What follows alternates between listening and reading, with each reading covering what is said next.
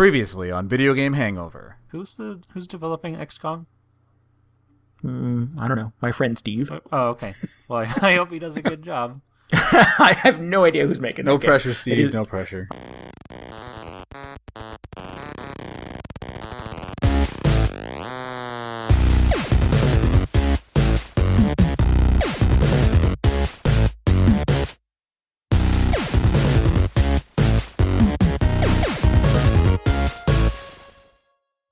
Hello, people of the internet. Welcome to Video Game Hangover, the podcast for anyone who wanted to play Super Smash Bros. At EVO last week. You can't do that. Reggie won't let you. Well, His body's not ready. Yeah, they changed their mind. The damage was already done. Oh. I don't know. Is anybody really heartbroken about this? It was really, people were angry, livid for like a day. Well, that's Nintendo fans for you. It turned out to be the biggest stream of all time, so that's something. Each week on VGH, we'll discuss the games that have been keeping us up late and break down a gaming-related topic. Backlogs seem to be the harsh reality of gaming in the modern age. On this week's show, hot on the heels of yet another Steam sale, ouch, we're committing to cleaning up our backlogs before the summer ends and a whole new generation of gaming begins. We'll also talk about the games we've been playing lately in the Hangover, and we'll wrap things up with Last Call. I'm Randy Dickinson, and I'm in Harrisburg, Pennsylvania. I'm DJ Ross, and I'm in Mountain View, California. Hello, this is Paul Sandu in Dallas, Texas. Hello. What's up, guys? Anybody go to EVO? I did not. I would have loved to have been in Vegas, but it was like 100 degrees here, so it was kind of the same thing. It's like Vegas came to you. Right, exactly.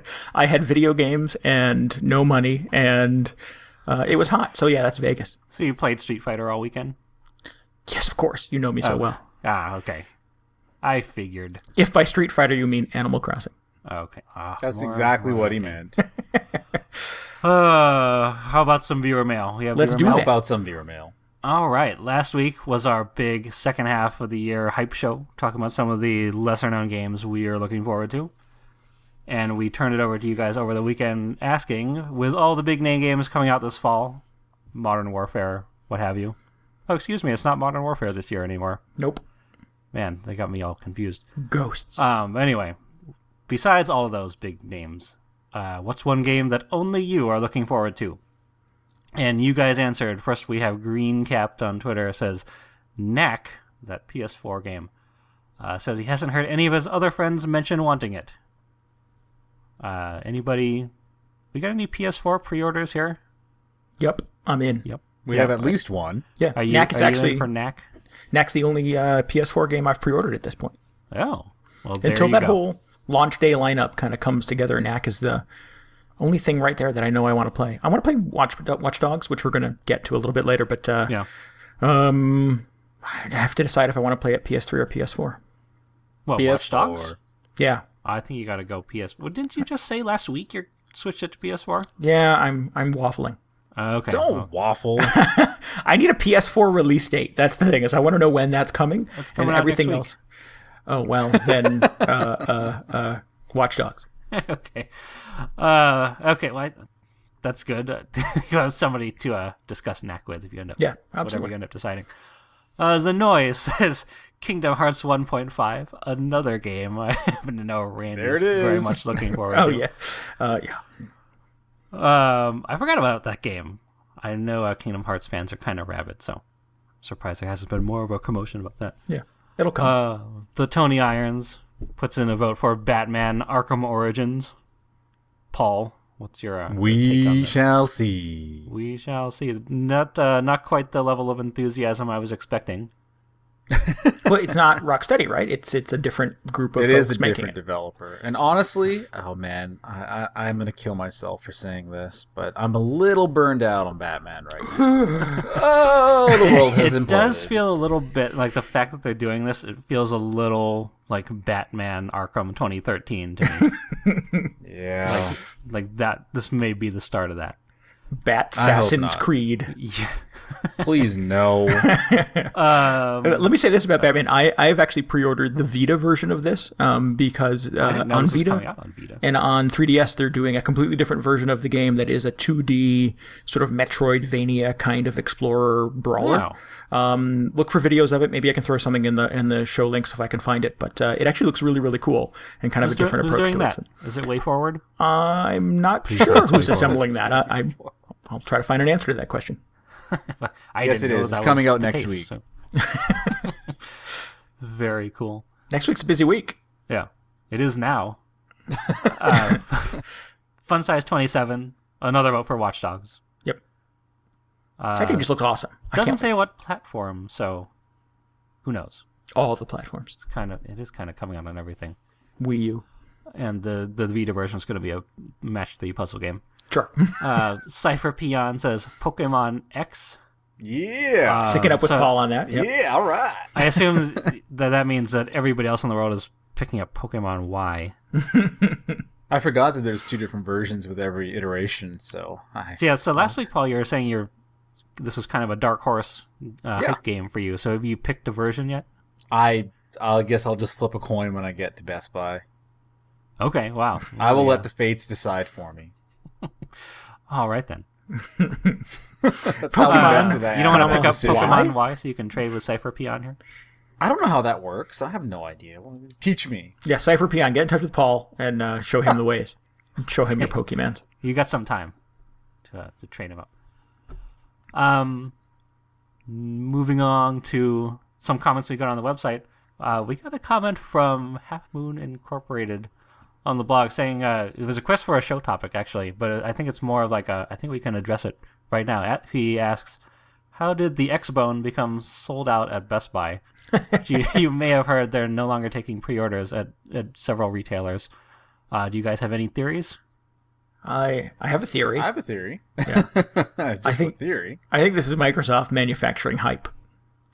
Really? Yeah, I absolutely do. I think they are going to throttle the initial shipments in such a way that the media hype becomes, oh my god, it's sold out, you need to get one, they're impossible to get, everybody has one, you're the only one in your block who doesn't have an X-Bone. And they're going to do that by keeping the supply line pretty limited initially, I think. That's a gamble. Was that your theory? That's what they're doing. No, my theory was that they just didn't have a whole lot, or perhaps enthusiasm, it's just not there. So maybe retailers are hedging their bets, saying, you know what, we'll cap our pre-orders because we don't think this thing is going to sell like hotcakes. I don't know. Oh, really? I'm very cynical. Yeah. Well, yeah, I'm sure there's some of that in there too. The other end of the spectrum, there was some interview with CEO of GameStop recently, and he said he will take every PS4 that Sony can manufacture. So, I mean, I don't know. These companies are going to buy into as many copies as they can get of both of these things, but the pre-orders have to tell a tale, I'm sure. Man, my interpretation was surprisingly uncynical. I was just thinking, like, people would want to pre-order the new Xbox. Can it be that simple? I think the mass consumer is probably not aware of the whole DRM fiasco and everything that the gamers are That's probably what it is, but we're jerks. Okay. But we don't know sort of what the total number is. You know what I mean? You could say that there are 10 available and that all 10 have been claimed and, we've sold out of pre-orders. So it doesn't really mean anything. It's a pointless statement until you actually sort of get into the nuts and bolts, which are not going to happen right away. In related news, Nintendo started releasing the download, or the combined download and physical sales numbers for Wii U titles with no numbers attached, so it was kind of interesting. Sorry. That's how you know they're doing really well. Yeah, but I mean, I don't think they would probably release the numbers themselves. Anyway, hope that provides some food for thought, Half Moon. And finally, we have one more comment from Luke on the blog.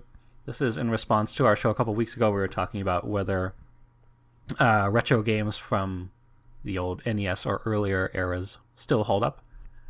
Luke says the NES and Super NES era games play just as wonderfully as they did then, still today.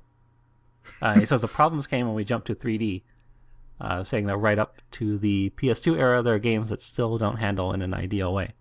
And that's why 2D will always have an edge over 3D, and he defies anyone to not agree that Mega Man 3 is a perfect game.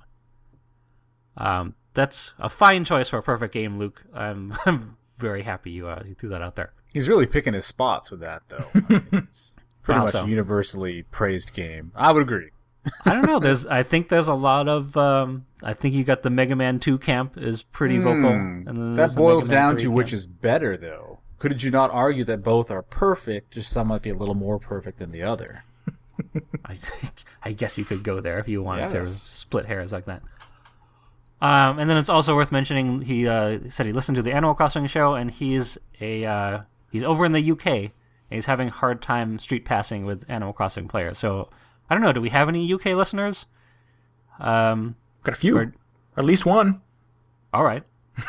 If you're in the UK and you're maybe up during those hours, because I don't think they overlap with our schedules quite so much, maybe you and Luke head over to the blog, bghangover.com, and exchange friend codes. You can trade fruit or something. All right. And we have our spreadsheet, which we've been kicking around, too. You can get that on Twitter, and we'll put it in the show notes again. If you want to play with us, if you want to play with each other, if you want to trade fruits and bells and all that fun stuff, we've got a little hedge community coming together for Animal Crossing. And yeah, we'll put a link up to that in the show notes. That spreadsheet's looking pretty good. I noticed a few more names on there I got to put on my list. Growing every week. All right, that's before you mail. Before you do that, Paul, DJ, what's your name? Yes, DJ. I don't know. the day after we recorded our most anticipated game show, there was some hubbub on the Sony blog about some game they were teasing, and then 2 days later, it turned out it was a new Ratchet and Clank game called Into the Nexus, and it is a proper, like, honest to God, like 3D shoot 'em up crazy Ratchet and Clank game. No weirdness, no it's not all like the co-op for thing. one, and no tower defense, none of the stuff they've been doing. And it comes out this year before Christmas, and it's $30. And it's going to be on the PS3. And that is definitely one of my most anticipated games of this year now. I didn't even know it existed a week ago. Huh? Oh, yeah, totally. I mean, I love those games. They're calling it sort of a proper cap of the, a crack in time kind of trilogy they were throwing out there. And, $30, man. That's awesome. I love that there is a second tier of video games that exist, and they're trying to make it a thing. That's pretty good. Yeah. That's actually something I totally agree with. There's a lot of those B-level games, I wouldn't even call them B-level, that are super good, and you can usually find them for $20 to $30. Even if they come out at 60, like a month later, they're at 30 or 40. Yeah. Maybe we can talk about that sometime, then why isn't there a stratification in the gaming market? We'll put a pin in that and come back to it. But yeah, maybe this is a proof of concept. We'll see how this does. But yeah, that's my addendum to last week's show. Okay, excellent. All right, can we close out viewer mail? I think that's fair. Yep. Shut her down. All right, thank you guys for writing in. We'll hopefully hear from you guys some more this weekend. Yeah. So it's a segue into the Hangover, where we talk about the games we've been playing lately. We got kind of an unusual list. You can definitely tell it's summer. I've been playing Tetris Blitz on my phone. On your phone? On my phone. I've been playing a phone game. Why would you play Tetris on your phone? Because it's this cool, free, new, downloadable version of Tetris. So does this have any relation to Tetris? It does. It's sort of like it's an unusual version of Tetris because it sort of breaks it down into a 2-minute blitz mode where it showers pieces from above, and you have a cycle button. And that's the only sort of interaction really you have. Well, it's not entirely accurate. You sort of tap through it, and what it does is it shows you the outline of places where the piece could land if it fell all the way to the bottom.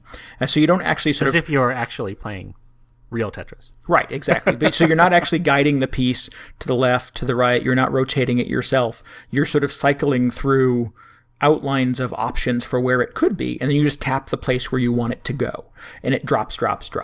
And you can bank pieces, and there's some other stuff. There's crazy little power-ups, and that's how they get money out of you. You have to pay for the power-ups. But it is this crazy, intense, super fast-forward edition of Tetris that is this really surprisingly addictive. Well, I guess it's not surprising because it is Tetris. And it sort of cuts out all the manipulation. It cuts out the speed. It doesn't pick up speed or intensity as it goes. It just goes from the minute it counts down. It's crazy fun. And it's fun in the way that Tetris is fun, but it is I don't know what the word I'm looking for is. It is a very lean, efficient, kind of hyper-reactive version of Tetris. I was pleasantly surprised. I tried it out on iOS thanks to your recommendation. Oh, cool. And it's kind of Tetris remolded to fit into 2 minutes. And, you don't have to fumble with the touchscreen trying to rotate pieces or anything like that. Right. It kind of plans it out for you. So yeah, I mean, it's slight. I bet I've had a lot of sort of idle time sitting in traffic waiting to get into a movie and stuff like that. And I keep pulling out the phone and hammering through a couple of rounds of Tetris Blitz. Don't get sucked into buying all the little power-ups. Yeah, that was kind of the one sore spot for me because, I don't know, I'm at the point where it's like there's so many of these like free-to-play mobile apps coming out, and they're really just like trying to sneak their way onto your phone or tablet so you can shell out for all these microtransactions. And the fact that Did you guys read that article I linked last week? Oh, yeah. It was all about that. Yeah. But, you load it up and it's like the EA splash screen. It's like, oh, great. What did I just sign up for? Oh, no. And it sort of nickels and dimes you. It's sort of like, we'll give you 400 coins if you log in with Facebook. We'll give you 200 coins if you invite your friends. And then, it slowly sort of works its way over to, if you swipe your credit card now. I'm like, no, I can't do that. How can you monetize Tetris? I don't understand. Well, no, because you have to access buy to all the power-ups, pieces. and I assume I didn't play it long enough to really see all the features, the quote unquote features that they put into monetize. But are there like cooldowns or anything in there? I thought I saw something that hinted at it. Yeah, it throws out. You activate it 3 different power-ups through the course of a round, and it sort of fills specific blocks with the icon of that power-up. And if you complete lines that include those blocks, it activates that. So one of them is a series of 3 lasers that sort of eliminates 3 lines at random. One of them is an earthquake mode. So if you clear a line that has that icon, the whole board shakes and a bunch of pieces drop out of the bottom. So it just clears space at the top and allows you to complete more lines. So it is all in pursuit of the almighty score because the leaderboard is super tied into this thing and has visibility of everybody on your friends list and from Facebook and stuff like that of who's got what scores. And you're constantly sort of trying to get that, 100-point edge, 100,000-point edge, whatever you can get over the next person in line. And the only way to sort of get those mega scores is by activating all these power-ups. And the only way, right, over time to get the power-ups is by putting your real credit card in it. Not interested. But listen, if you're content to just sort of enjoy kind of a boiled down Tetris experience that is still very fast paced, and you're not super motivated by having the best score on your list, or if you don't even bother syncing your list, it's still a really good time. I have no qualms about recommending it on its own without all the bells and whistles. Yeah, I probably would never buy any, I guess, DLC or booster packs or whatever for a game like this, but it still kind of bothers me, the fact that it's even there. I mean, as fun as the game is, I gotta think like somebody in the EA offices were like, oh, I bet we could make more money off of Tetris if we turned it into this, and they kind of molded it around that. Yeah. I wish there was a way to sort of give them, I don't know, give them $10, give them $6, whatever the price is, to strip all that crap out of it and just be able to play it with all the stuff turned on. But there doesn't seem to be a way to buy into it like that. You kind of have to play it. No. Yeah. They want you for life. Yep, absolutely. So DJ, what have you been playing besides Tetris? You guys hear about the Mii Plaza update on the 3DS? Yes. 4 new games to it. They finally came out in the US this week? Recently. Last couple of days. I figured, with PAX coming up in August, I'd have to pick these up at some point because that place is like Street Pass heaven. And then over the weekend, I happened to pick up 10 Street Passes, so I was like, okay, the time is now to buy these games. So I was your destiny. Yeah, and I tried them out a little bit. There are 4 of them. They're all pretty different from each other. They're all done by different studios, I think. I don't have the So are names these like off the top of my actual head. games? Like games? It varies. There's the one, Flower Town, probably the least interesting of them all. It's kind of like Flower Town. The more people who visit your flower town, the faster the plants you're cultivating grow, and you can like grow. The goal is to grow 20 different types of plants, and I don't know how much deeper it goes in that, but that's definitely the shallowest. I should say that this, like, one caveat with these is despite the fact that I picked up 10 Street Passes this weekend, it's still they're still pretty hard to come by. So I've only been able to play these a limited amount because they require Street Passes for you to play them. Okay, fair enough, yeah. Where were you that you were able to get 10 Street Passes? This was like in San Jose this weekend. There was the Japanese Obon Festival where they're doing they had some taiko drum performances and all these street food stalls. And I was like, that sounds like fun. And on the way out the door, I was like, I should bring my 3DS because there are going to be some 3DS people there. Right. And sure enough, when I got back, there were 10 waiting. Cool. Incidentally, there's another one in Mountain View this weekend. I'm going to be there. But anyway, back to the Mii Plaza games. The next couple are kind of interesting. That Warrior's Way is it's kind of like a rock, paper, scissors army management game. It's kind of like the army battles in the original Suikoden. Oh no! Don't say that. That might actually sell me on these Mii Plaza games. I specifically was planning on mentioning that because you got your archers and cavalry and that sort of thing. You have to strategically send out one after another. And there's some other mechanics involving building up your castle. And I wasn't able to get too much farther into it, but it seems promising. And then Monster Manor is also fairly interesting. You're trying to navigate through a haunted house, except the floor has caved away or something like that. So each other player you tag brings in a piece of the floor, which is shaped kind of like a Tetris block, and you lay them down on this grid. And as you navigate the grid or the floor that you build out of these pieces, you'll pick up treasure chests, which have costume parts for your Mii, or run into ghosts, which you have to fight in kind of this kind of action ghost shooting game. It's actually pretty interesting. It was much deeper than I expected. It sounds a bit like Find Me. Yeah, Find Me is fairly shallow. Find Me is the worst thing in existence. I don't know if I'm just saying it now. That's how I feel about it. So you find Monster Manor to be a little more feature-rich? Yeah. I mean, there are all these different weapons you can pick up, and different ghosts you run into are weak against specific weapons. And I think you can maybe upgrade your weapons as you go, and depending on the color of shirt your Miis are wearing, they'll build different color floors, and that changes things a bit. But there's definitely more to explore there, which is very nice. But then finally, the biggest surprise was this one called Mii Force, which is a horizontal shooting game, a 2D shooter, which is incidentally my favorite genre. So I started it up and I was like, oh my god, this is just Gradius or Darius, except with Miis. It's like, fine, expecting this to be kind of a shallow experience. But you start it up and you've got your ship flying along left to right. Some power-ups floating around. You see the Miis you tagged, and you run one of them over with your ship, and it's like, oh, this Mii is wearing this color shirt, so this is your new weapon, and you can attach this to one of the weapon ports on your ship. Oh, cool. And I was like, whoa, this is way more than I was expecting. So you put this onto your ship, and then you run into another Mii, and it's like, okay, this Mii gives you a different weapon, and now you have to put this on your ship, and you can put it there are 3 forward-facing weapon slots and 1 rear-facing slot.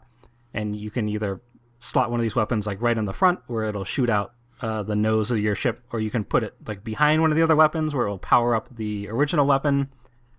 And then you can, if you tag up to 10 Miis, you can have 10 different weapons slotted on your ship in various places. Wow! And then it just plays like a horizontal shooter. And then what totally blew my mind is once you're done equipping your weapons, which I think you can go back and rearrange anytime you want. But as you're playing the game, you just hit the shoulder buttons. It spins your entire ship around. So you can shoot these weapons you've got sticking off all angles of your ship, any direction on the screen. Enemies are flying in from all sides. You're trying to collect these power-ups. You're trying to deal with threats on the ground and coming from behind you. And it's ridiculous. I was like, this is the best 2D shooter I've played since I don't even know when the last 2D shooter came out. And it's a Mii Plaza game. Yeah. I'll take... never mind. Okay. Sorry, I lost my train of thought. I'll trust you're going somewhere with that. Right. I was, and it went nowhere. So anyway, that was a huge surprise. And then I got to the end and I was sad because I didn't have any more Miis to continue playing. But yeah, so now I'm like motivated, and now I gotta get out there and take my 3DS and street pass some people. Honestly, I'm kind of at a loss for what I'm gonna do. You're gonna go running in the streets of San Francisco. Apparently, man, San Francisco not as 3DS dense as you would expect. I have a little luck at the mall. I work retail. I'm in various malls all the time, and I find that just sort of having mine in my bag with me all the time, I pick up a couple, like 1 or 2 a day. Yeah. You gotta fill it up. You can. It's sort of like Find Me. You can buy street passes essentially with play coins, but it's like, man, I gotta save my play coins for those fortune cookies. Right. That's currently what I'm using all of mine for. And there's a feature in Shin Megami Tensei, I think, where you can buy something, a replay or something like that with a Mii coin. I'm not entirely certain of the function of that, but I know it does tie in those coins somehow. So it sounds like there are a few more things in play to use up those coins. Yeah. And so, like, one of the ridiculous side effects of this is usually you pick up 10 street passes, you load up Puzzle Swap, you load up Find Me, whichever one you're playing, and you're done in like 5 minutes. This one I was playing for like 45 minutes because I had to go through like 5 different games and collect all these puzzle pieces. That's cool. I think PAX is going to be a total disaster this year. I may not even do anything besides street pass people. Well, you have that extra day because PAX is 4 days now. Yeah, so that's you true. can allocate one whole day. One street pass day. Oh man, it's crazy though. So like, if you're in a city where you get a lot of street passes regularly, and you're looking for something to do besides Find Me, it's probably kind of starting to drag a little bit. Just quit your job and devote yourself full time. Yeah, no, I mean, I totally recommend Mii Force. Monster Manor, probably. Warrior's Way, I have to get into a little more, and then Flower Town's kind of throwaway. They're $5 each, or you can get all of them for $15. Oh, you have to pay for them? Oh, yeah. Did I mention that? You did not mention that until just now. You got to pay for them. The other shoe drops. Yeah. Interesting. Gotta make money off the Mii Plaza somehow. But no, I'm totally satisfied with at least a couple of these. Having a lot of fun. I just wish I could play them more. Kind of a weird situation. So if you're in the Mountain View, California area, you need to leave the house immediately with your 3DS. Yep, just put your 3DS in the window. I'll drive by. Cool. Well, that's surprising and interesting. I will have to check those out. It was, man. I'm getting excited for PAX, so I can play more Mii Force. Paul, what have you been playing? I recently picked up Project Cross Zone on the 3DS. That nifty little, quirky, I guess, a dream crossover game that was made. I don't even know who the hell made it. All I know is that it features a lot of characters from like Sega and Namco and Capcom and some weird mishmash, crazy fan service game du jour. It's absolutely insane. I don't think I've played a game that just makes me laugh and wonder what the fuck is going on every 5 seconds. Is it like, are you laughing because of the script, or is it just so absurd? It's everything. The script is funny. The scenario is just over the top. You'll have characters from all these various different games. Somehow they all know each other. I mean, you just have to go into this knowing it's complete nonsense. Okay, it's a pure fan service game. Basically, they're just trying to cram in as many different cameos as they can from various different franchises, from like Street Fighter, Resident Evil, the Mega Man, a bunch of Namco properties like Tekken. There's even some Sega, like Virtua Fighter, just to name a few. Oh, wow. So if you're a fan of any of those series, you're probably going to see at least 1 or 2 very important characters from those series make an appearance as playable characters in this game. But it is a strategy RPG. Who showed up yet? It's really weird. Huh? Who's the weirdest character you've seen so far? That I recognized or that I haven't recognized? Because I don't even know who half these people that you are. recognize. Yeah.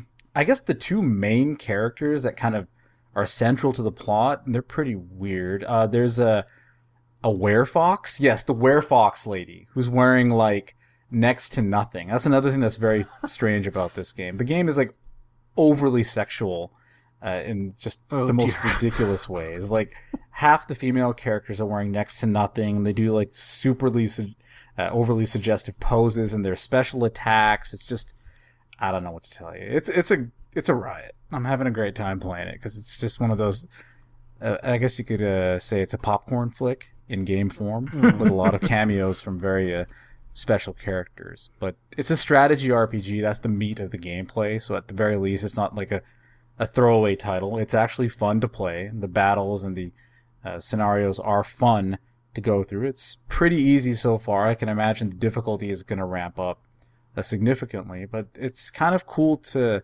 just see which characters pop up and what their special attacks in battle are and how you can combine them to form like crazy over-the-top combos. It's insane. And what platform are you playing this on? 3DS. Oh, really? Okay. You know, I'm surprised it even came out. Like, the game is fully voice acted. They didn't bother hiring English voice actors, so it's Japanese voiceovers with English text. And like, even the like voice all actors. the dialogue even? Yeah. Well, most of the dialogue. Most of the cutscenes are fully voiced. A lot of the the more important cutscenes, they're all fully voiced. And you can tell, like, I don't know Japanese, okay, but just based on the inflection of the actors, you can tell they're treating this like almost like a Saturday morning cartoon in the way that they're doing all their performances. It's just completely over the top, and I don't know. I've been playing it for about 4 or 5 hours now, and it's been just pure silly shenanigans. Fun time. Now, I wouldn't recommend it to either of you two. Maybe DJ, but Randy, this is definitely not. Yeah, you lost me. You would not. I mean, it's a strategy RPG. It's got ridiculous Japanese overtones to it. DJ, you might like it. You'd probably find the gameplay. Well, it's like a strategy RPG, right? It's a little light on the strategy. Oh, well, so what are you doing? Far. What do you mean?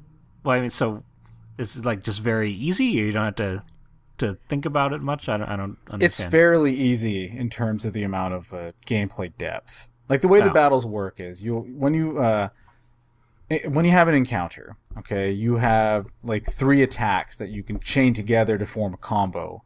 And if you chain together a really good combo with proper button timing, then you can gain an extra attack, and then you can continue chaining a crazy over-the-top combo. So that's kind of cool. I mean, there is a little bit of timing involved in that.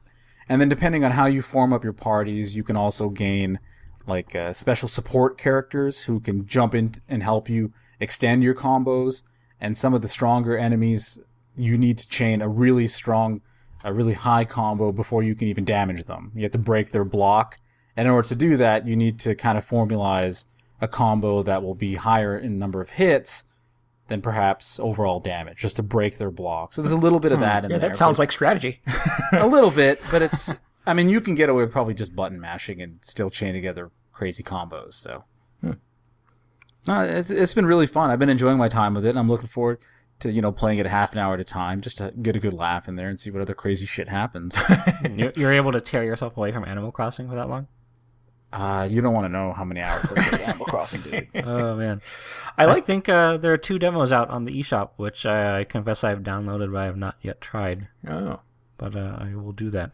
I like the sort of guest appearances thing. I like sort of I people do too. from different games appearing in a similar game. There's the Poker Night, which has like Brock from Venture Brothers, and the dealer, and it is a poker game. The dealer is what's her name from Portal?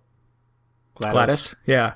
And what's the other one I was just reading about? Oh, Runner 2. There's DLC where you have like the characters from Cave Story and Machinarium and Psychonauts are all sort of characters that you can play in the game. So there's all kinds of fun sort of crossover stuff going on, particularly in kind of indie space. But it's cool. I like that. I think it's fun.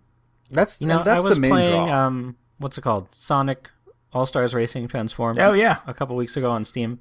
And that's like, it's not just Sonic, it's like a bunch of Sega characters. And I was thinking, like, why doesn't Nintendo do that with Mario Kart? Like, give it the Smash Brothers treatment so it's no longer just that'd be Mario awesome, characters. yeah. Totally. Like, that would be so much better. I don't know. Just a thought. In that Sonic racing game, I like the House of the Dead level. That's a good one.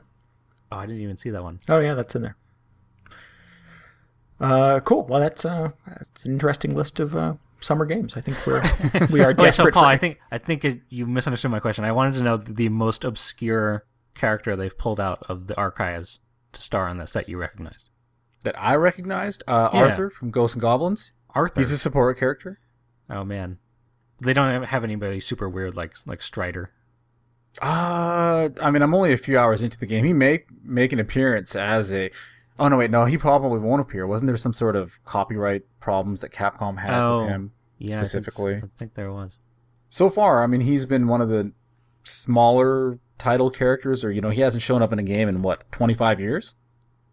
Well, besides, he was in Marvel vs. Capcom, I think. But before that, But he hasn't had his own game in quite a while. No, he hasn't had his own game in like a really long time. So it was kind of fun to see him, and his support move like blows off his armor, and of course he's got the heart boxer shorts. Yes. It's just little shit. The game is built on fan service. If you have no attachment to any of these characters, it's a pass for you. I mean, plain and simple, because that the entire game is built around cameos, inside jokes that are just. If you pay attention to these series, you'll get them. So it's a big inside joke fan service type of game, and it's really fun. Okay, I'll check out the demo. Cool. So let's get into the heart of this week's show. We want to talk about our Summer Backlog Attack 2013.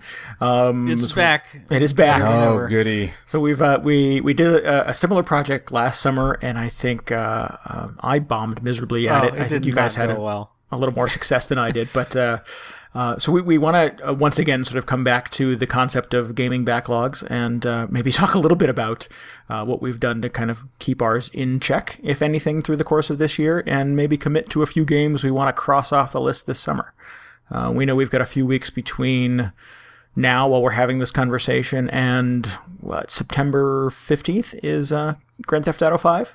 Yeah, so yes. The idea is 10 weeks before GTA 5, just in case you're keeping track. How many games we each got? Like 6? 6 games? 5 or 6. I've put my list at 5, yeah. So we pledged to get through 5 or 6 games before GTA 5, just to clear out some of that shameful backlog. So DJ, you've had kind of a unique approach to the way you're buying games this year. Has it helped you manage your backlog at all? Yeah, so I've mentioned on here before, but I'm doing the NeoGAF backlog challenge, which is you don't buy any games that are going to, because it was on sale or something, you're just going to throw on the shelf. So if you buy a game, you're going to play it immediately. And I gotta say, it's been working out really well. I don't know if you guys use thebackloggery.com. It's a great kind of game collection / backlog management site. It keeps track of the number of games in and out of your collection and the number of games you've completed. But I was really surprised as we were talking about this a couple episodes ago on the show, and I was like, well, I wonder how I'm doing this year, because it gives you annual totals of how you're doing. Really? Oh, cool. Yeah, and I've been signed up for 4 or 5 years now, and I've always been negative 60 for each year or something. So that's 60 games that I acquired and didn't beat or complete in any way for the last few years. And I looked at it this year, and I know we're only halfway through the year, but when I looked at it, it was -1. Oh, cool.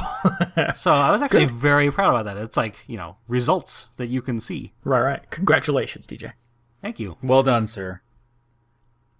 So anyway, that's kind of my attempt at managing it, because we were right in the middle of the Steam sale. It's been kind of hectic. Kind of insane. Yeah. I know people love to stock up, but the reality is Twitter's been crazy for the past week. It's sort of this game that you always wanted to play is $1.49. I'm like, oh my god, I need that. Yeah. It's hard to fight those things. It is, but the numbers don't lie. Oh, I've been ignoring it completely. The Steam sale? Yep. Not this year. I'm gonna. It'll be back ridiculous. Oh yeah, it always comes around again. Yeah, and there's so many different options games now, you bought in the last sale are even cheaper now. Right. You still Amazon is getting on that, and so is Green Man Gaming. They all have their sales now. Steam is not the only game in town, so I can kind of put it on the back burner now. But it's the biggest game, and they're doing all these other things to incentivize people this year. Nope, not this year. Nope. Nope. The only tool that I've really tried to implement is and it's certainly not with the degree of structure that you have, DJ, is that I know that my time just isn't there. I've not been able to play as much stuff as I wanted to in the past. And I'm just trying not to buy as much stuff. And when I buy a game, I try to finish it. So it was tough when it was sort of, Dead Space into, what was the thing? The cadence of games this year was Dead Space 3 into Tomb Raider into BioShock into The Last of Us with Animal Crossing at the same time. And I was like, no, I have to finish one before I go on to the next. And yeah, that is the only way that I've been able to try to create structure around this thing, is to make sure that I close one out before I open another one. Otherwise, I end up with not even having a lot of games in backlogs. It's just a lot of games that are sort of partially complete. Yeah. I mean, that's essentially like the idea behind the GAF challenge. Right. 2012 for me personally, I think I had purchased more games in that single 12-month span than any year before. So it was just ridiculous. I would go out of my way. I'm like, oh, a new game's out. Okay, I'll buy it. I had no intention of playing it. There's like 5 or 6 AAA titles from last year that I purchased that I've put in maybe 45 minutes total across all those games. That's rough. Yeah, so this year I'm like, nope, to hell with it. I'm just going to try and focus on a couple of games at a time. I try to ignore and pretend other games aren't coming out. And I guess most titles that have been coming out this year haven't really grabbed me. Like last year, there was a huge swath of super, super awesome games. Or maybe I just convinced myself so. This year, not so much, at least personally. So it hasn't been that bad. I do have a couple of games I did purchase this year or in the last 6-7 months that are unfortunately on my backlog this year. So when we get into that, obviously those titles will jump out. But man, I got to say, last year was just completely disgraceful. Last year was kind of ridiculous in the last couple of months, even.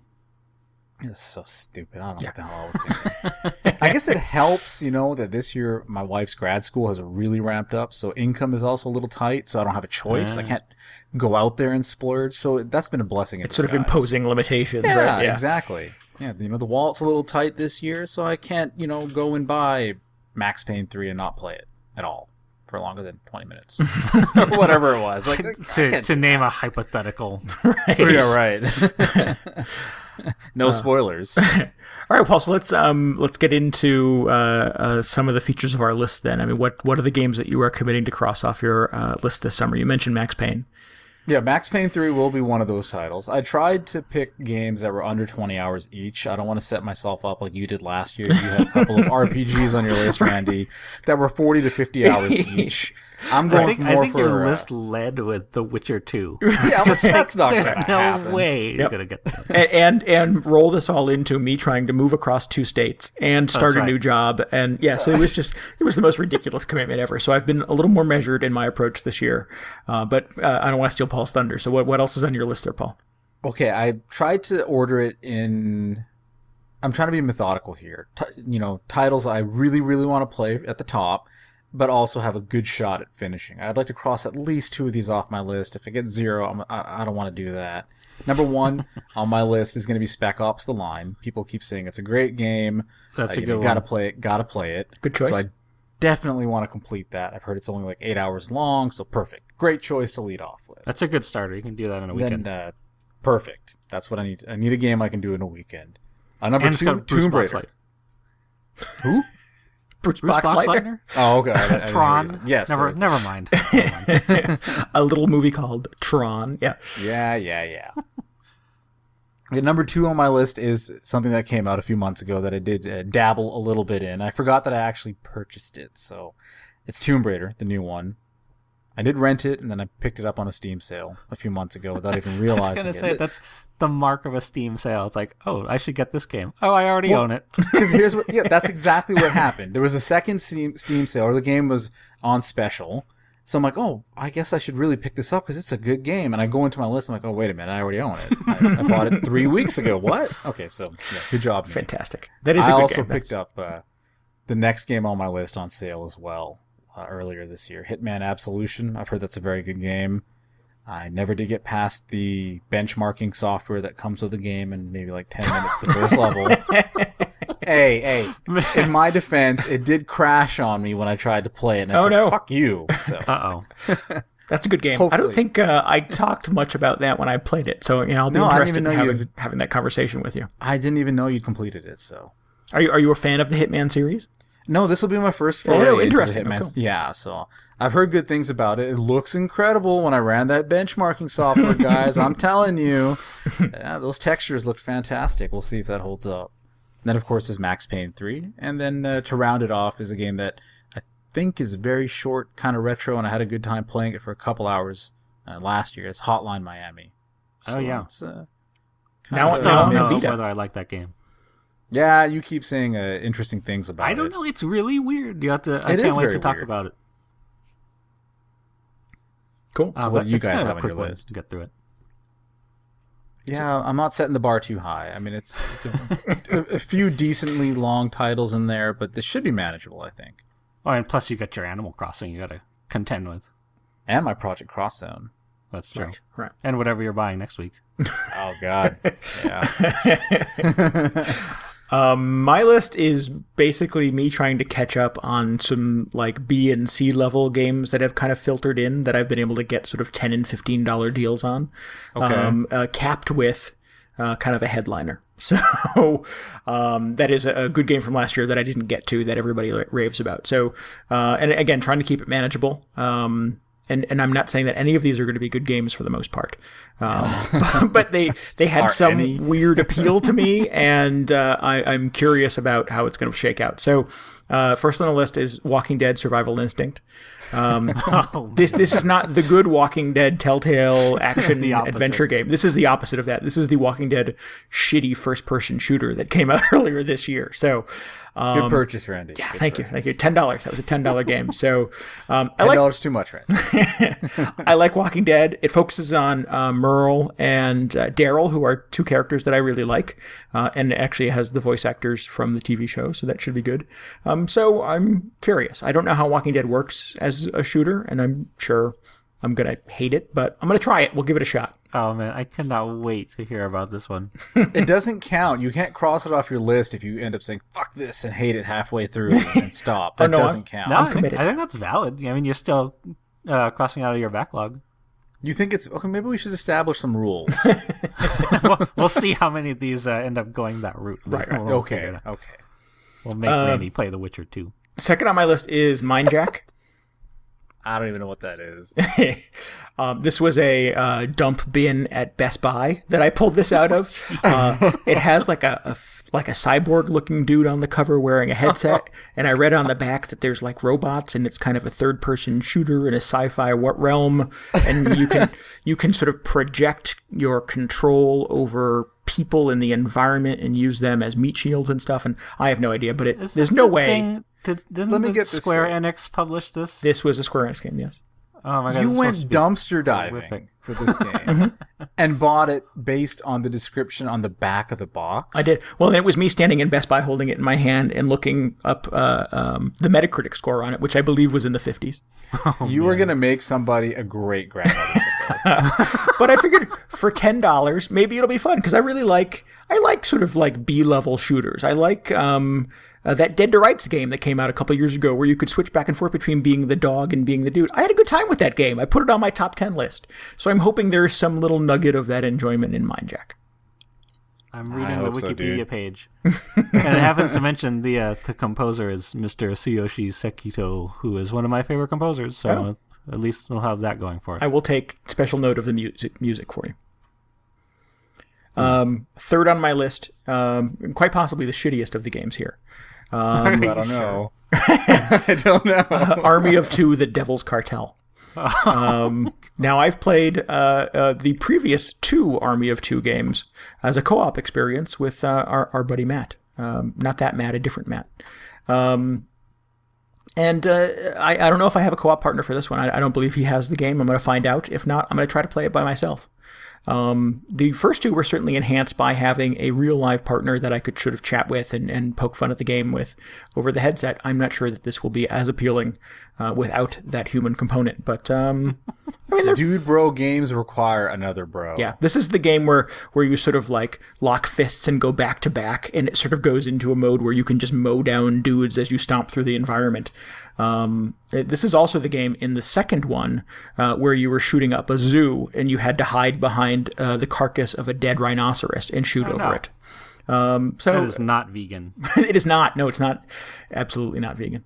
Not PETA approved. So So yeah, this is probably not going to be a good game, but I Can bought I it. ask you to skip one ahead on your list and read this one here? Because I just want to continue the downward spiral. The downward spiral of shame.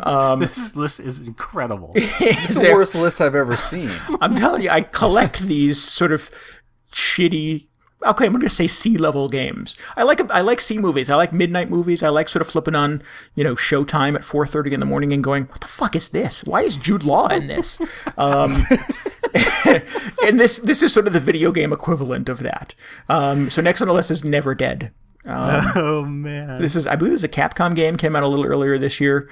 This is a cop who is also a zombie, I believe, and he can pull off pieces of his body and sort of send them out into the environment to do stuff. Sounds awesome. Yeah.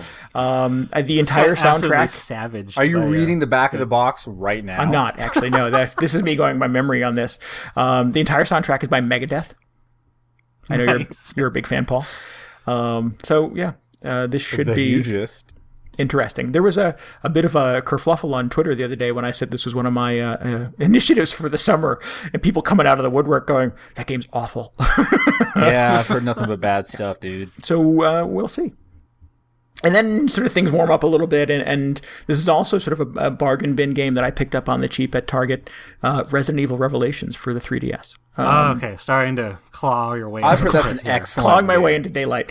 Yeah, I heard that's the best Resident Evil in some time. I wasn't Yeah. really sold on the demo, and I did not immediately sort of want to play it. But again, as sort of time and tide have gone by, people have said, no, it's actually really good. You should play it. I don't have the 3DS boat thing that gives you the extra analog, so I'm not sure how controlling a first-person shooter on the 3DS is going to fly without that. Well, I just have a little... Courtney and her brother have played it for a long time with no problems. So Oh, cool. You'll get used to it. And they've played the multiplayer, and this game, from what I've seen, is fucking awesome. Cool. So All right, so maybe I this know would you're be... not a huge fan of Resident Evil 4, but I think it controls just like that, and that really only used one analog stick. yeah. Okay. Should be cool. Otherwise, you can always pick up a boat. I could. But that's not going to happen. And then last but not least, the headliner here, probably the only sort of A-level, top-tier, patently good game on this list. I'm going to cap this whole thing off with XCOM. Yeah. Yep. That game is flipping awesome. I know Paul's a big fan.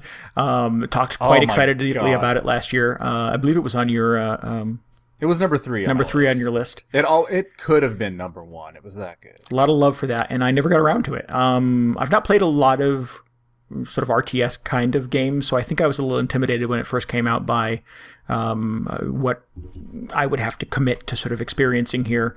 Plus, I've heard it's kind of brutal in terms of difficulty, so I was a little intimidated, but it's been sitting on my shelf. I think I got it as a Black Friday deal, actually, for about $25, so it's finally time to pull the plastic off it. It has since become one of the free PlayStation Plus games. Unbelievable. A game of this caliber rolled into the PlayStation Plus subscription. That blew my mind when I saw that. So hopefully the XCOM experience at the end here will help me shake off all of what has come before it. I'm really curious to hear how you get into that. And I think as long as you don't roll that, like the super hardcore, no. Yeah, don't do that. There's no way mode. that'll happen. No, Yeah, and no, I think you'll be fine. Like it eases you really well into it through the tutorials. You're going to and like that. this game. Cool. Just put on the easiest setting, and I think you're going to have a really good time. I like the aesthetic. I like the world. Everything I've seen of it looks like fun. But You're really going to like this game. I can almost guarantee it. cool. It'll be a nice way to sort of purge Never Dead out of my system. Yeah, it'll be a nice. You'll be all set to play the Bureau when that comes out. Right. Exactly. Which I'm sure is going to be a classic as well. DJ, what's on your summer backlog list? Man, I cannot follow that list. But I do have a few titles. I have my own theme. It's the Summer Backlog Extra Shameful Edition because I did not buy a single one of these games. They were all given to me Oh, wow. as gifts, and I still have not played any of them. Wow. I think, they're probably all within the last year. But anyway, gonna do right by these people, these very generous benefactors, and actually get through a couple of these this summer. More than a couple, that is.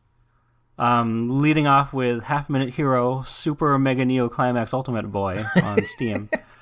And I did a little research because I know a few games have come out with a similar title, and it's actually like if you played this on the PSP, and I think it was on Xbox as well, it's kind of the Ultimate Edition, perhaps the Neo Climax Ultimate Edition, with most of the features. And as I was reading about it, I'm actually really super excited to get into this probably this weekend, because it's kind of like an RPG that only lasts for 30 seconds or something like that, and you just play it over and over. I played this on the PSP. Oh, okay. Yeah, oh, and you sort of play it in, like you said, 30-second chunks, and it, sort of doles out objectives based on that crazy time limit. So it is sort of a boiled-down version of an RPG, yeah. I mean, this should be interesting to hear your take on this. Yeah, so I'm like, oh man, I wish I could start playing this right now, but I go to work, so this weekend's going to be good. Next on the list...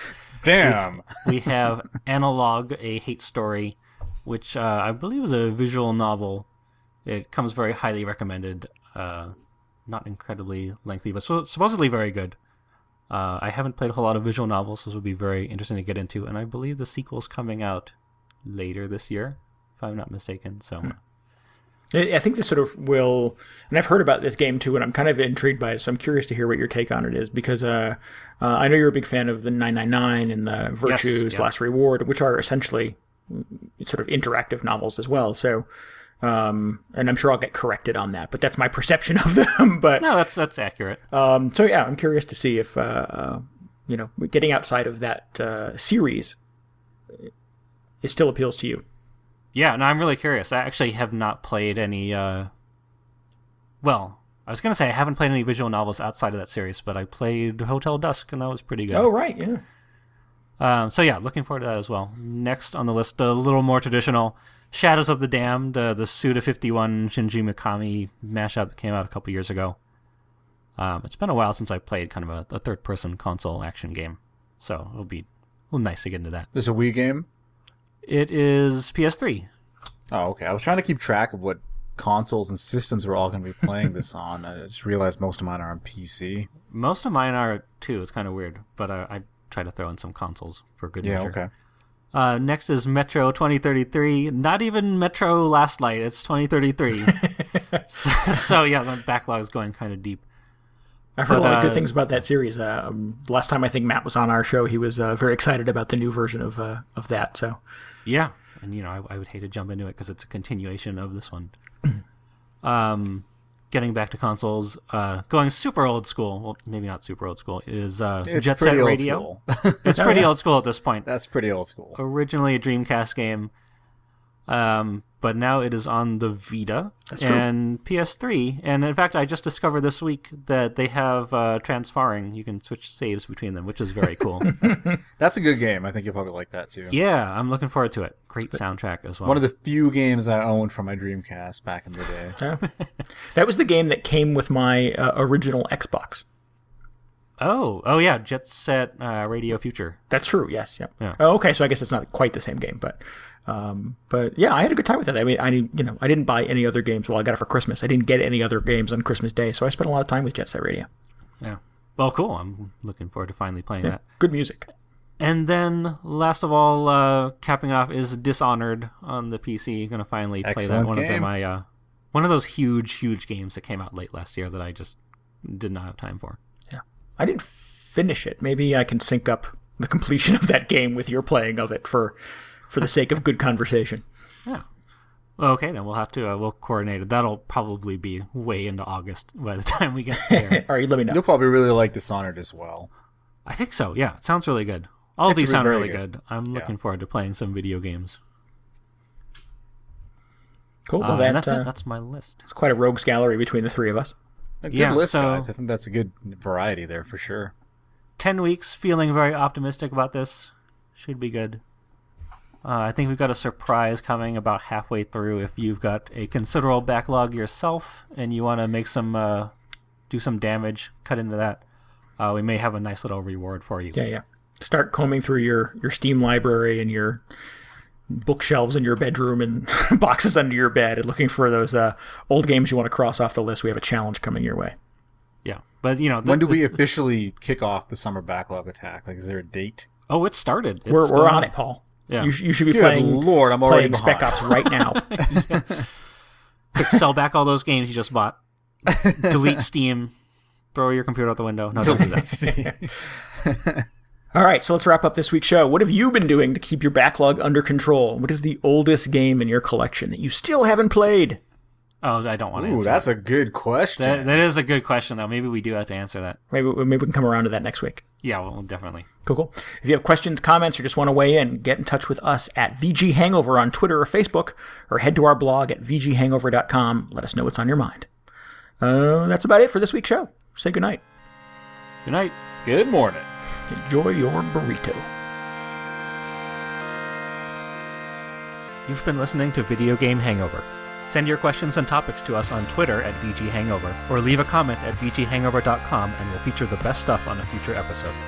This week's music is by Disaster Piece from his original albums Rise of the Obsidian Interstellar and Level. Find these and more at disasterpiece.com.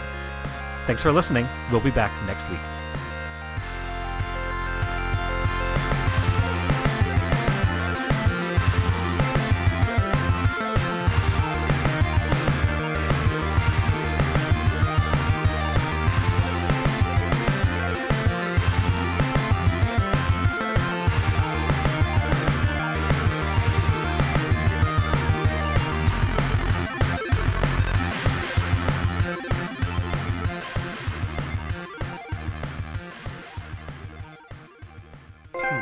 We'll be back next week. Something like that. Okay.